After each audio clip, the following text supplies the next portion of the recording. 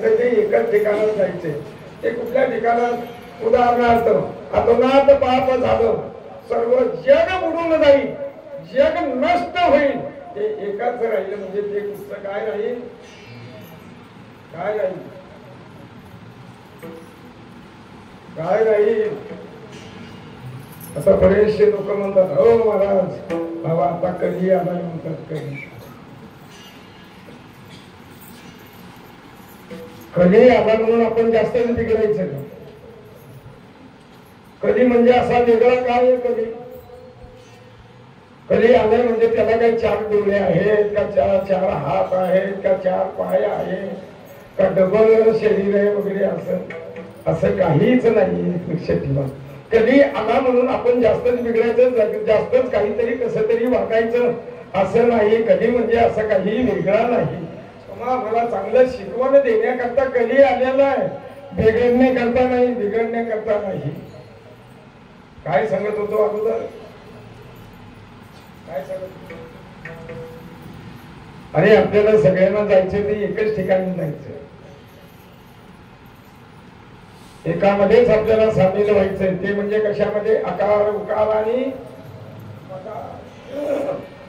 सर्व जग नष्ट होईल, ते एकच राहील, ते भगवान परमात्म्याचं स्वरूप. त्यामध्ये आपण सगळ्यांना सामील व्हायचंय. पण एक आहे, ऐका, स्वाभिमान जरूर असला पाहिजे.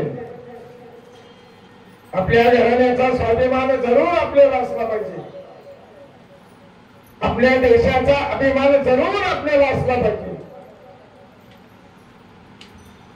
आपल्या साधू संतांचा आशीर्वाद जरूर आपल्याला अभिमान असला पाहिजे.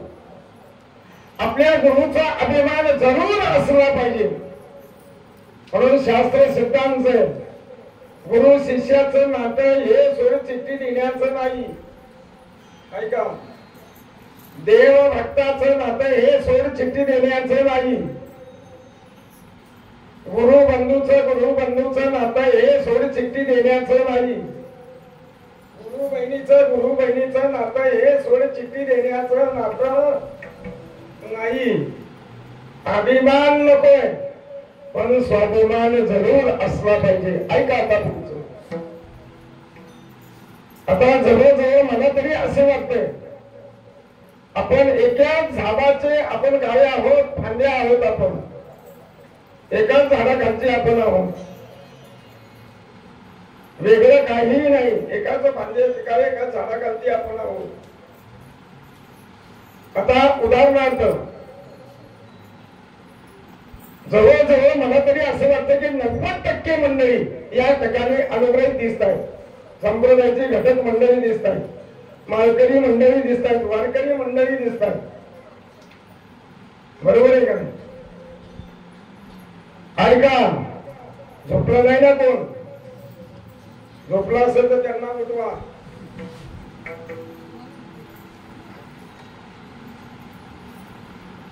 गुरुची निंदा कधीही करायची नाही, नसेल तर मी तुम्हाला पुरावा दाखवीन. आणि शक्यतो भिंतीला टेकून उभे राहू नका. ही येण्याची शक्यता आहे.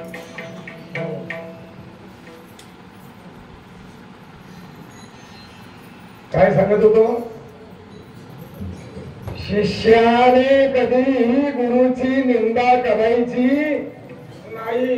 जर कदाचित चुकून जर आपल्याकडून ते जर घडलं तर 100% त्याला नरकाची प्राप्ती.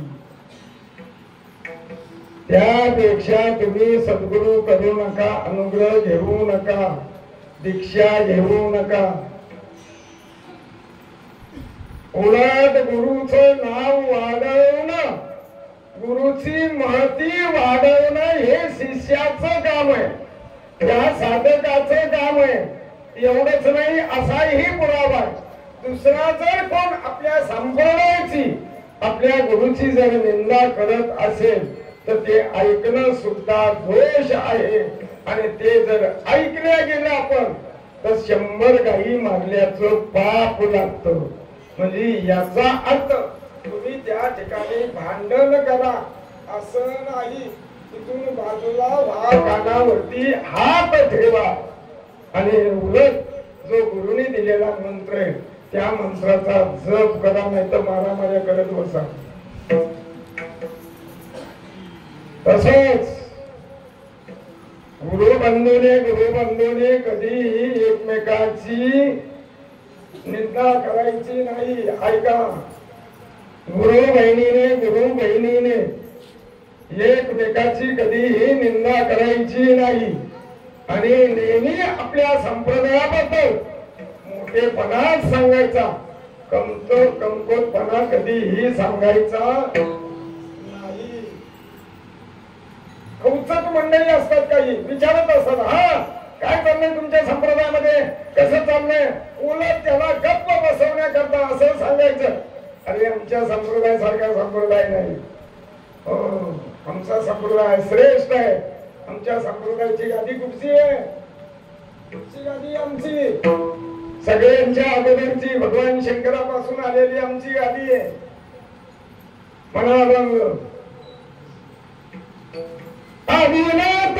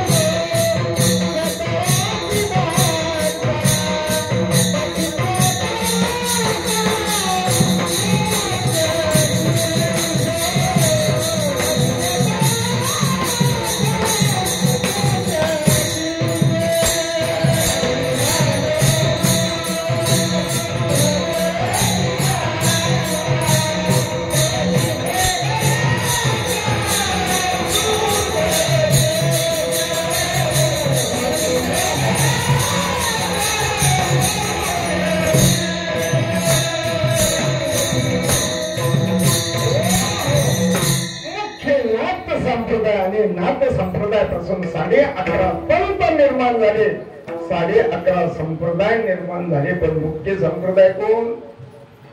नाथ संप्रदाय. नाथ संप्रदायाचं मूळ भगवान शंकर, भगवान शंकरापासून नाथ संप्रदाय निर्माण झाला. असे एकही संत तुम्ही दाखवा की जे नाथ संप्रदायाचे घटक नाहीत. ते जेवढे संत होऊन गेले ते सर्व संत नाथ संप्रदायाचे घटक होऊन गेले. हेच नाही, थोडासा इतिहास बघा. हा बाबा तरी कुठल्या संप्रदायाचा घटक आहे? कोण? हा पांडुरंग परमात्मा सुद्धा कुठच्या संप्रदायाचा घटक आहे? वास्तविक हे सांगत असताना तुमच्या डोक्यामध्ये झंझण येते.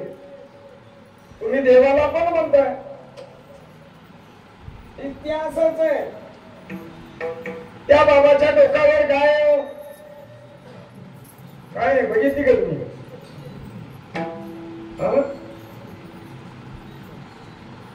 काय त्या पांडुरंगाच्या डोक्यावरती काय?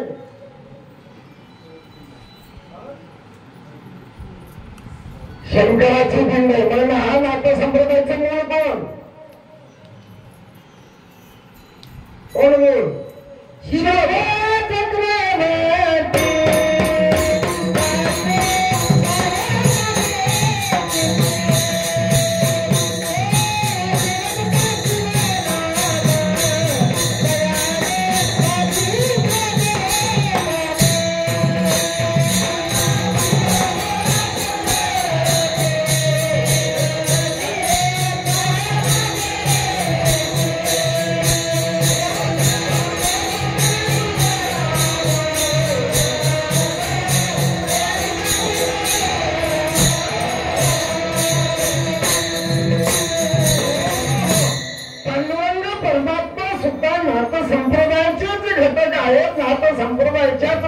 घेतली आहे. म्हणून संतांना तर गुरु करावंच लागला, आपल्याला तर करावंच लागेल. पण त्याला सुद्धा गुरु करावा लागला. पांडुरंग परमात्म्याचे गुरु कोण?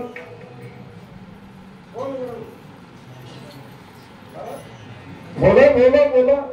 कृष्ण सांदीपन गुरु केला. सांदीपन राजा सुद्धा हे नाथ संप्रदायाचेच घटक होते. नाथ संप्रदायाचेच कोण होते? शिष्य होते. म्हणून मूळचा संप्रदाय कुठचा? नाथ संप्रदाय. आणि नाथ संप्रदायापासून मग 11.5 पंथ निर्माण झाले, 11.5 संप्रदाय निर्माण झाले. पण मूळचा संप्रदाय कुठचा?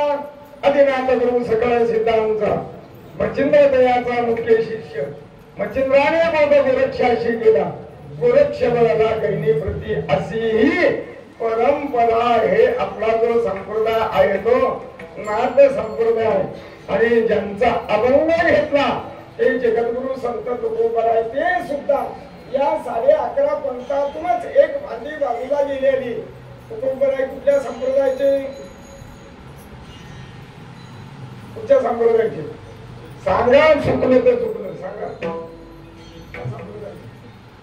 चैतन्य संप्रदायाचे तुकोबाराय.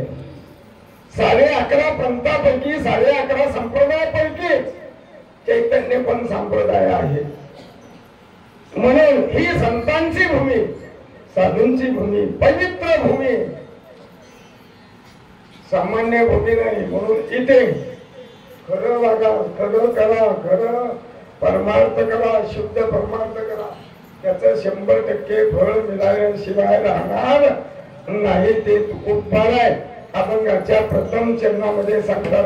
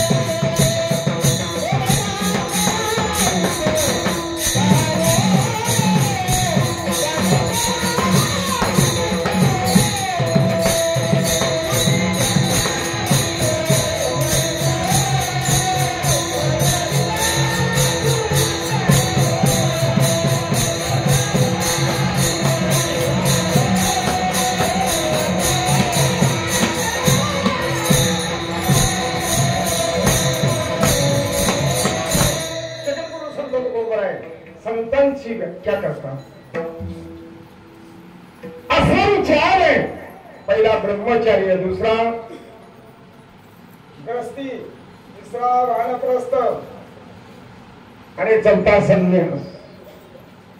जशी ह्या चारही आश्रमाची व्याख्या शास्त्राने केली त्याचप्रमाणे संतांची सुद्धा व्याख्या केली आहे. नुसतं संत म्हणून घेणं म्हणजे तो संत झाला असं नाही. नुसतं महाराज म्हणून घेणं म्हणजे महाराज ते म्हणून घेणं सोपं आहे, पण अनुकरणामध्ये आणणं कठीण आहे.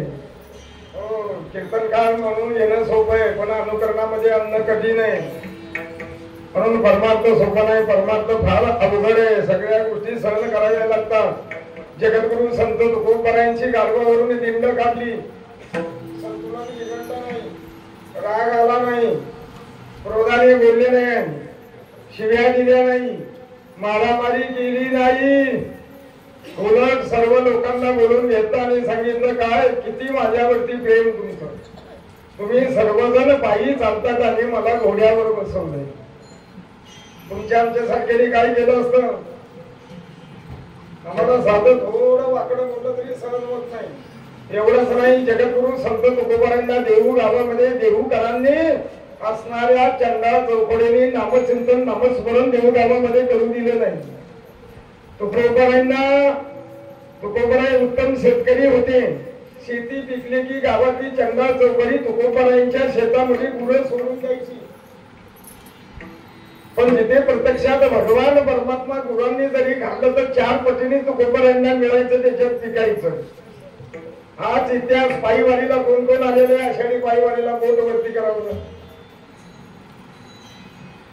शाबास, तुम्ही बघितलं असेल आषाढी पायीवारी.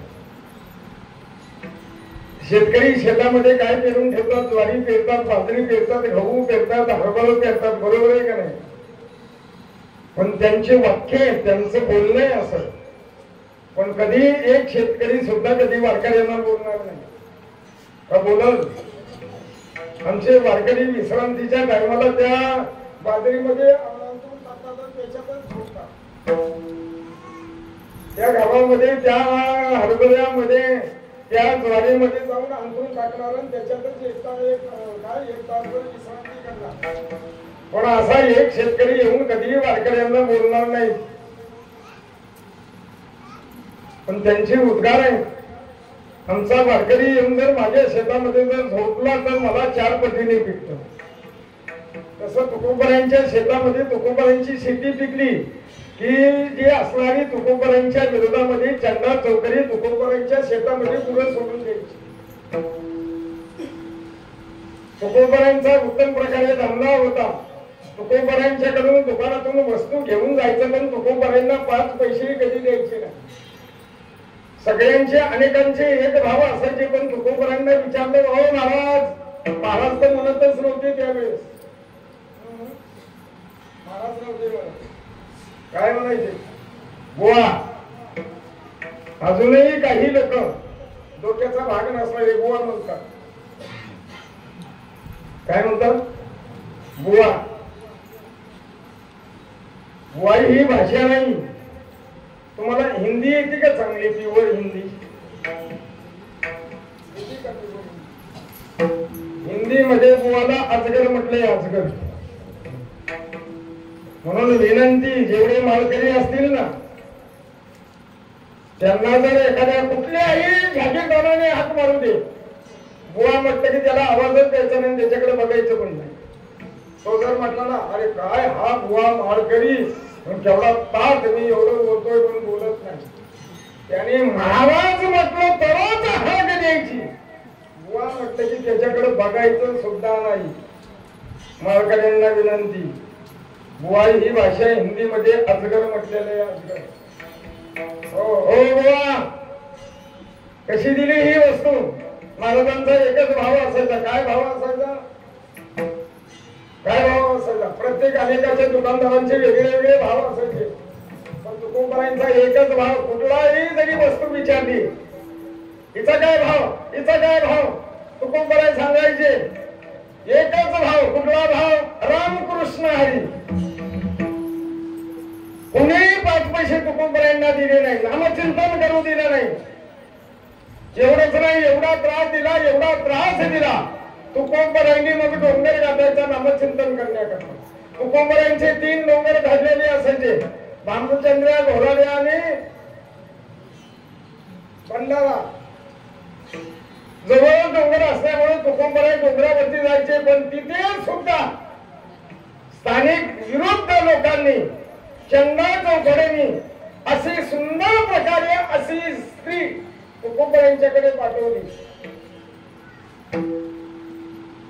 का नामचिंतनामध्ये भंग व्हावा, तुकोबरायांना कुठेतरी आपलं काय लागावा, पट्टा लागावा या दृष्टिकोनातून. पण ज्यावेळेस ती माता समोर येऊन उभी राहिली, तुकोबरायांनी डोळे उघडून बघितलं, त्यावेळेस तुकोबरायांचं त्या मातेला उत्तर आहे. उत्तर काय उत्तर आहे?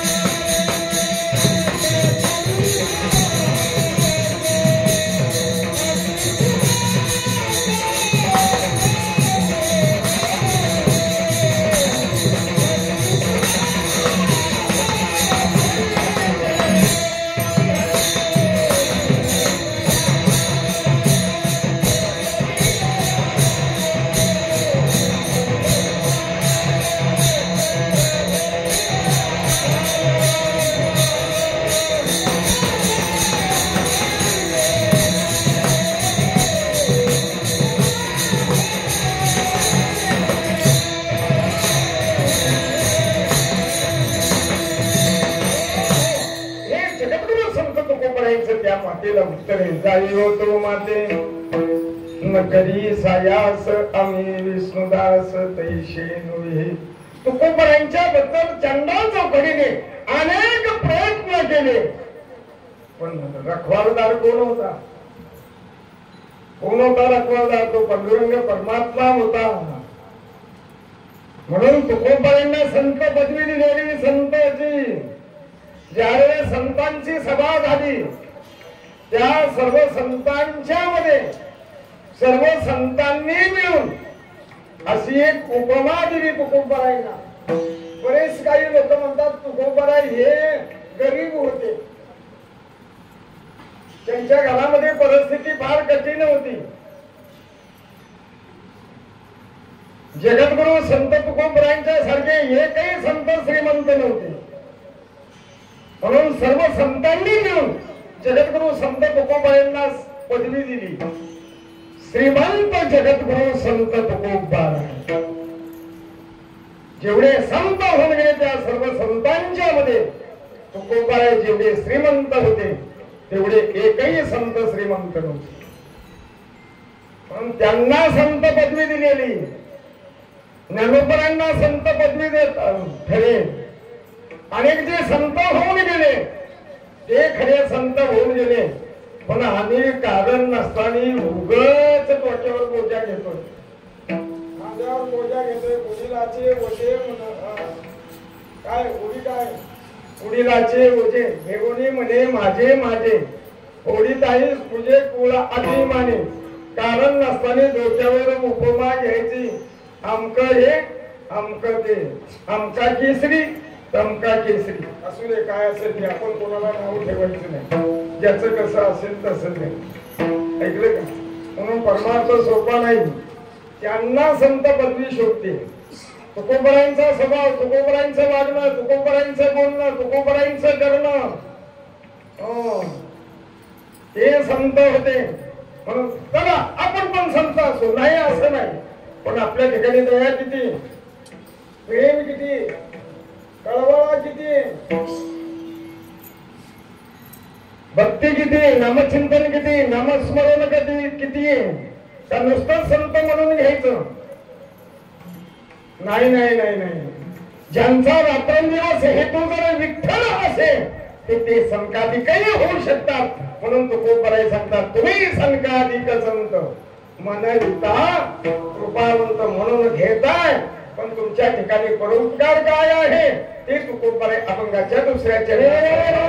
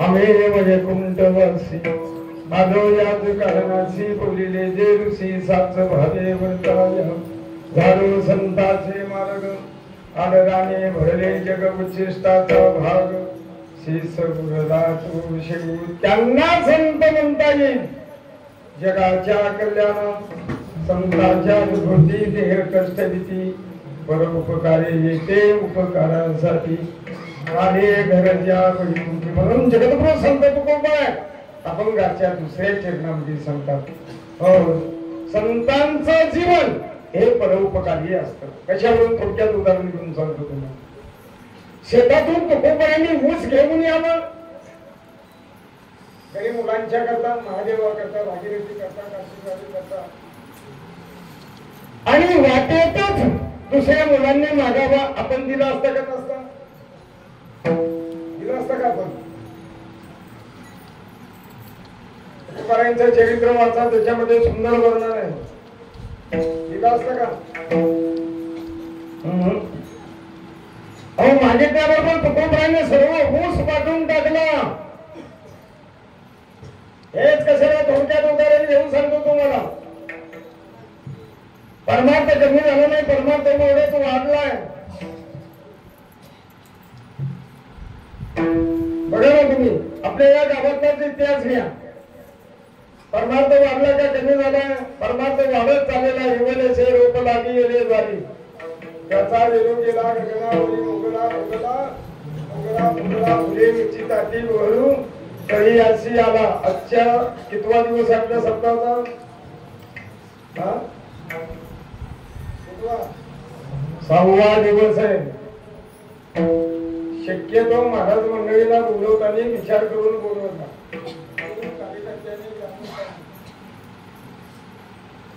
आता बोलूच का आम्ही आमच्यालाच आम्ही बोलून घेतोय फार चिमणी सारखा नाही पाखरा सारखं लक्ष असतं कुणाचं महाराज मंडळीचं नाही का आहे का गप्प बसले तुम्ही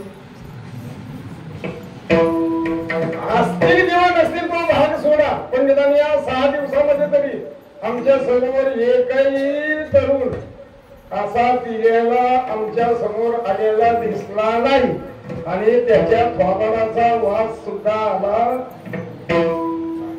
खरे का खोटे तर कोण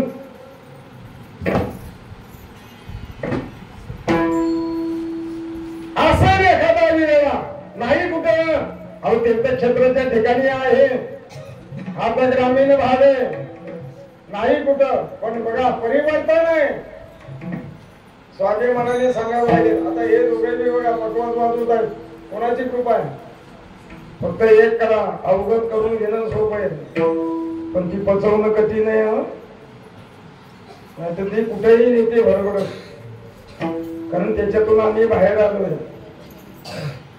आणि ते बाबा हा गाणं हे सुंदर कला आहे पण ती अवगत करणं सोपं आहे पण पचवणं कठीण आहे आता वास्तविक तसं हे सात्विक आहे सात्विक आहे हे तामसगुणी नाही तामसगुणी नाही आणि एक दृष्टी ठेवा माझ्यापेक्षा असे अनेक तयार झाले पाहिजे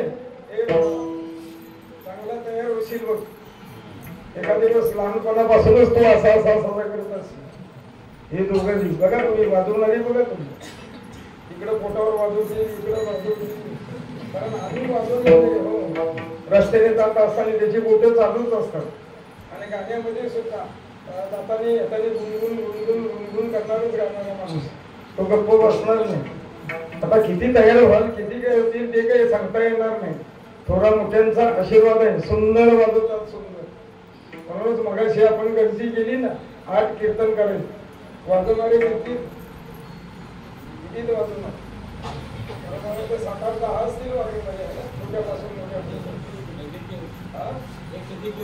डझनच्या वरती हाय शाबास प्रत्येकाच्या वाट्याला येणं सुद्धा कधी आहे ना आणि टाळ कधी बालकरी सुद्धा गावातले बरोबर आहे का? ही कोणाची कृपा? साधू संतांची कृपा. ऐकून घे, कधीही आपली कला दुसऱ्याला देण्याची आपण तयारी असली पाहिजे. नाही तर माझ्यापेक्षा दुसरा मोठा झालाच नाही पाहिजे अशी वृत्ती कधी ठेवायची नाही.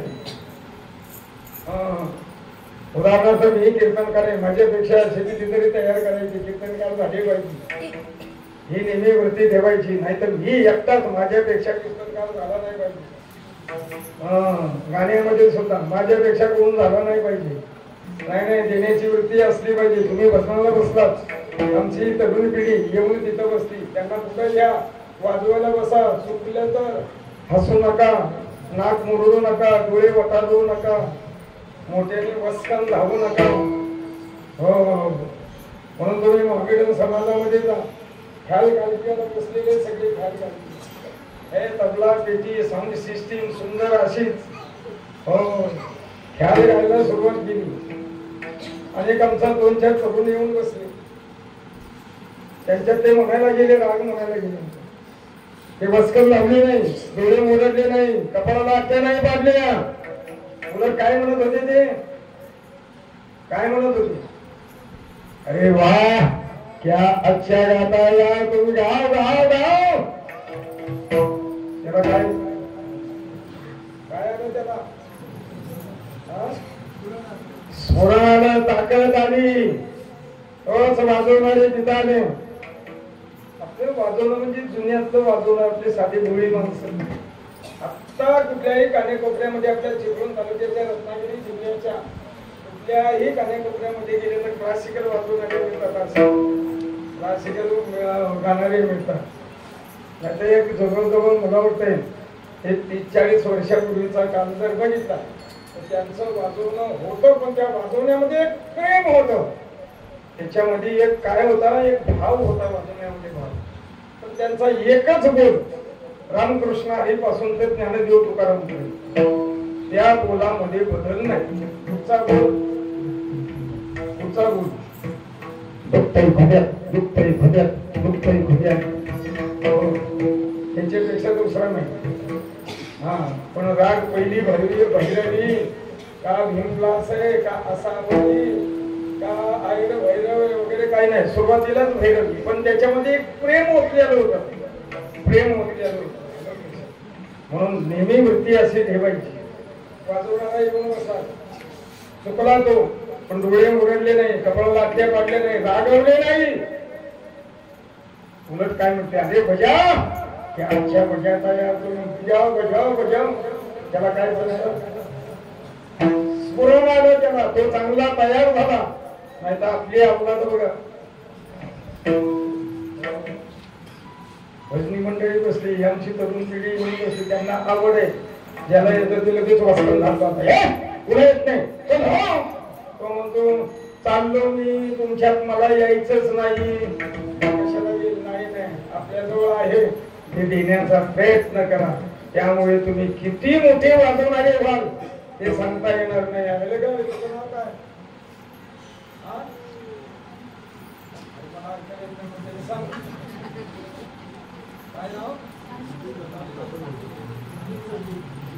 उत्तम, चांगले तयार होतो तुम्ही, चांगले तयार होता. शिका, पण एवढ्यावरच थांबू नका. आयुष्यभर जरी शिकला तरी ही कला न संपणारी. गाणं हे आयुष्यभर जरी शिकलो तरी न संपणार आहे. ज्यांच्याकडे मी मृदंग शिकलो, कदाचित नावं माहिती ना असाल तुम्ही, पांडुरंग महाराज वैद्य, त्यांच्याकडे मी पण त्यांचे हजारो विद्यार्थी आज महाराष्ट्रामध्ये मोठे मोठे म्हणजे वाजवणारे. त्यांचे गुरु आले. वयाची मर्यादा किती होती त्यांची? वयाची 83 वर्षाची मर्यादा होती पांडुरंग महाराज वैद्य. पण त्यांचे गुरु आले की ते वही घेऊन काठी टेकत काय करायचे? मुलं घ्यायला जायचे. वयाच्या कितव्या वर्षी? 83 वर्षाचं वय होतं. ही कला आयुष्यभर जरी शिकली तरी न संपणारी. पण तुमचे किती हजारो झाले का लाख गोल झाले, याला मोठं महत्व नाही. सकाळी उठून काय करणं?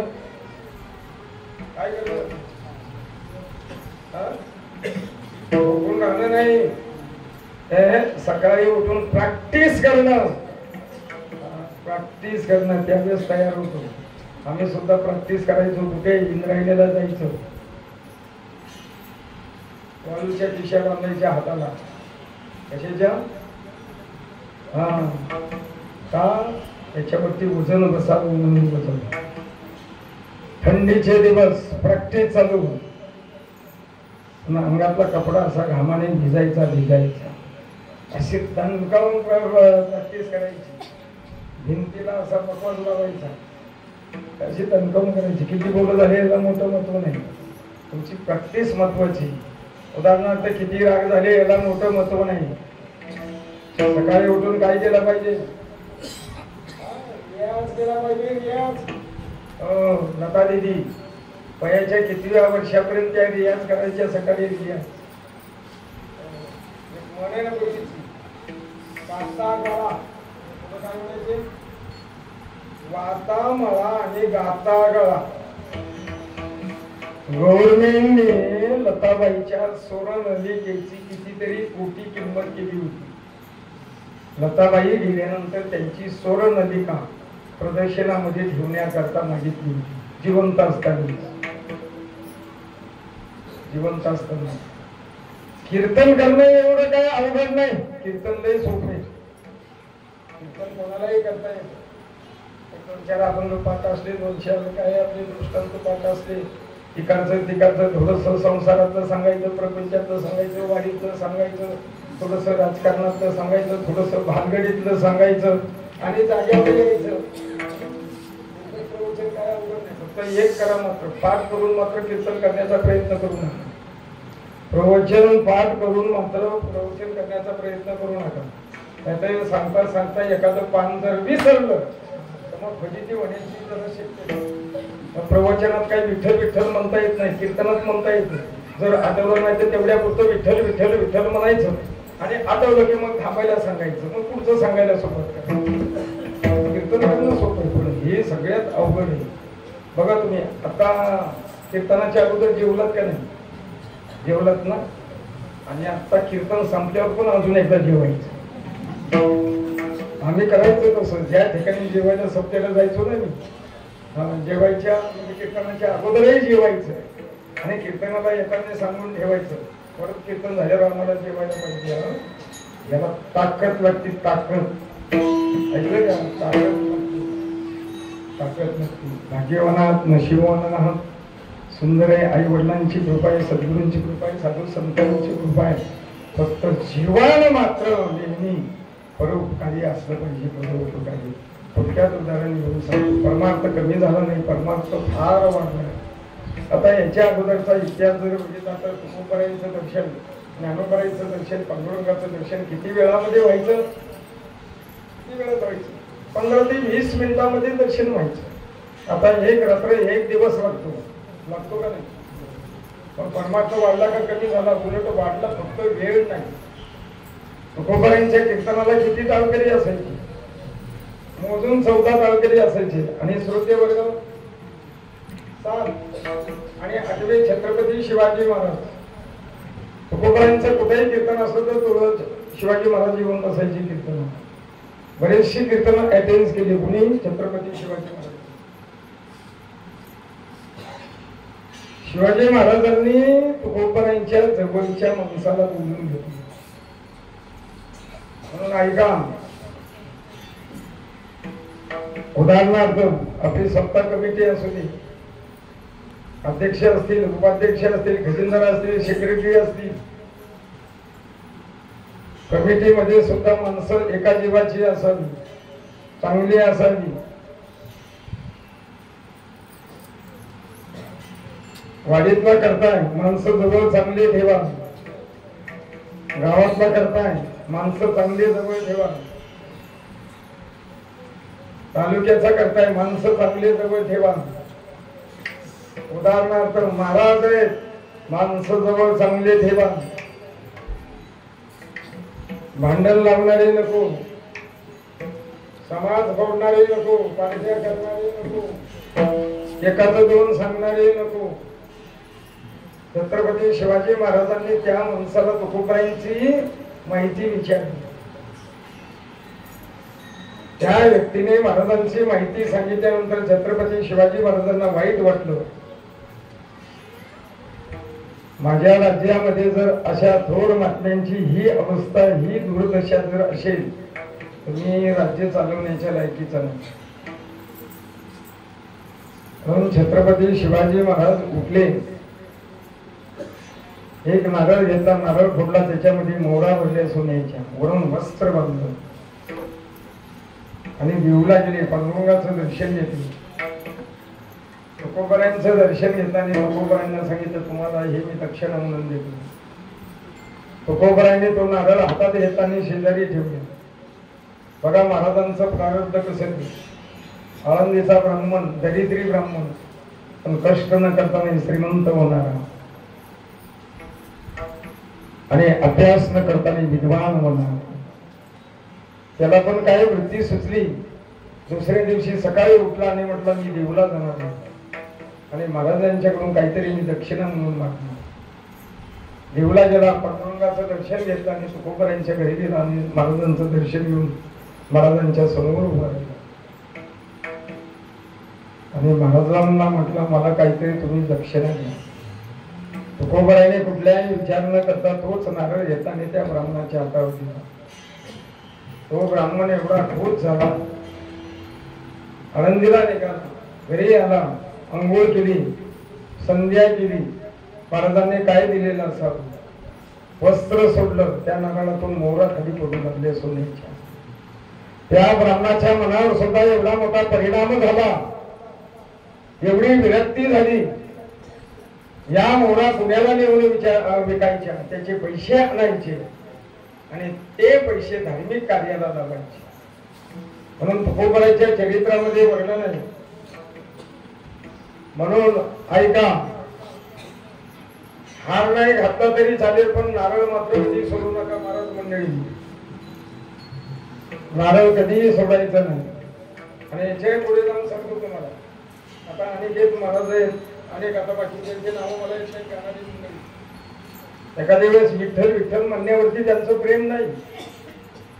आमचंही कदाचित असेल किंवा नसेल विठ्ठल विठ्ठल म्हणण्यावरती प्रेम, पण 100% मात्र पुढचं चरण, पहिलं चरण संपलंय, दुसरं चरण कधी येतंय आणि त्या चरणाला चाल कुठची लावायची याच्यावर मात्र 100% काय आमचं प्रेम आहे. विठ्ठल विठ्ठल म्हणण्यावरती प्रेम नाही.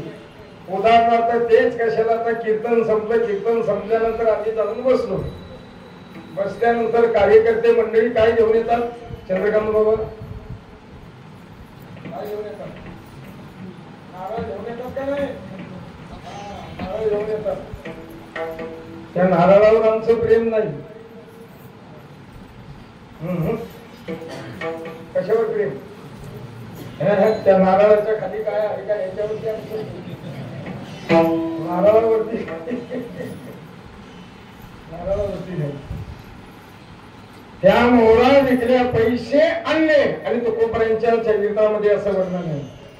तुकोबारायांनी ज्ञानोबारायांचा घुमट बांधला, सिद्धेश्वराचं मंदिर बांधलं, इंद्रायणी मधलं कुंडलिकाचं मंदिर बांधलं त्या पैशाने. म्हणून संतांचं हे अंतःकरण आहे.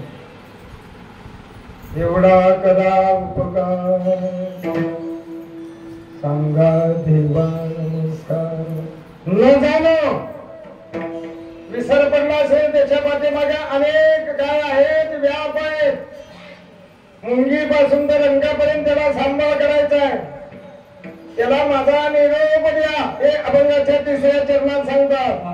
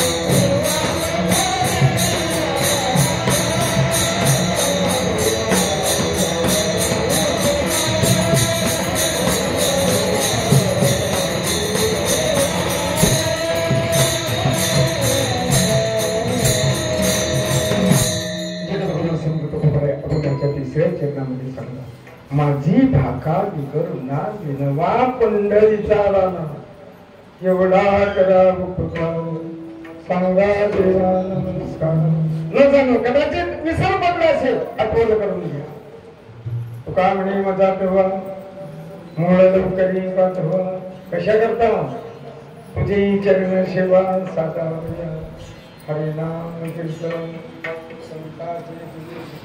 राधे लोटांगण तुका म्हणे माझा तेव्हा मूळ लवकरी पाठवा एवढा करा उपकार सांगा देवा नमस्कार. विठोबार गुरुबार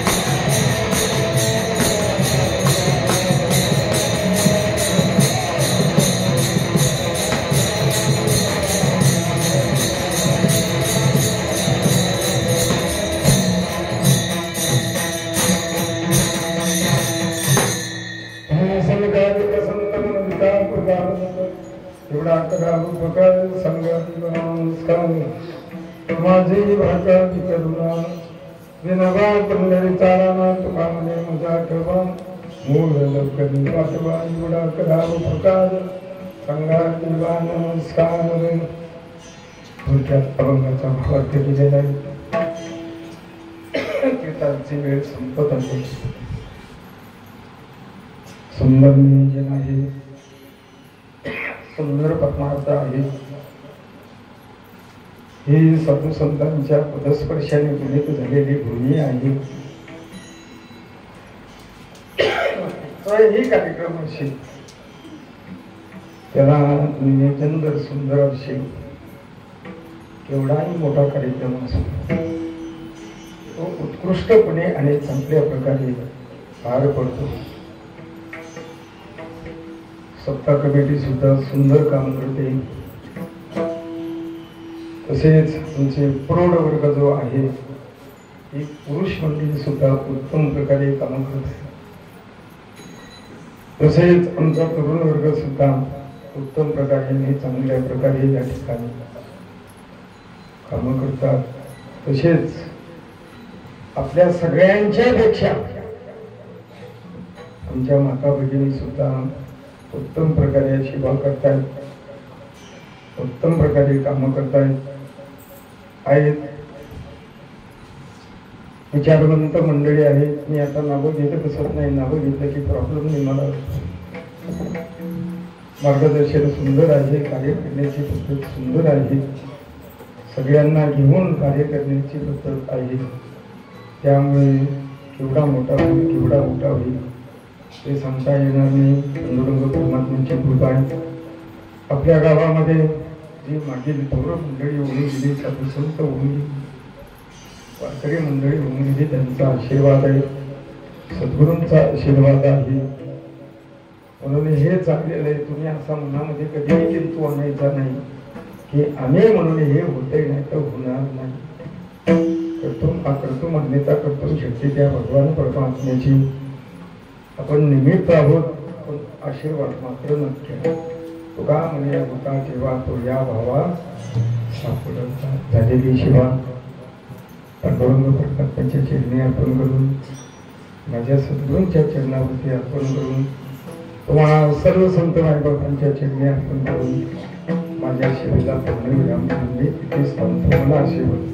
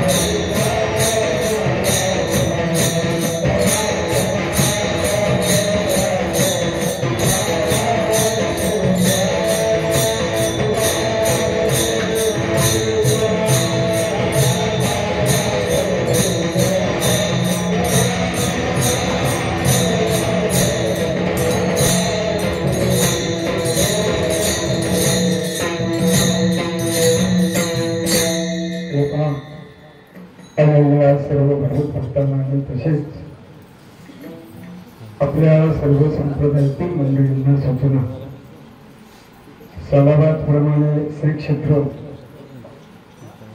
शिरगाव आपल्या अध्यात्म केंद्र मठामध्ये सालाबाद प्रमाणे गुढीपाडव्याच्या दिवशी पिढ्याचा कार्यक्रम होतो आणि त्याच दिवशी स्वानंद सुपनिवासी सद्गुरू तुकाराम बाबा यांची समाधी सोहळा साजरा होणार.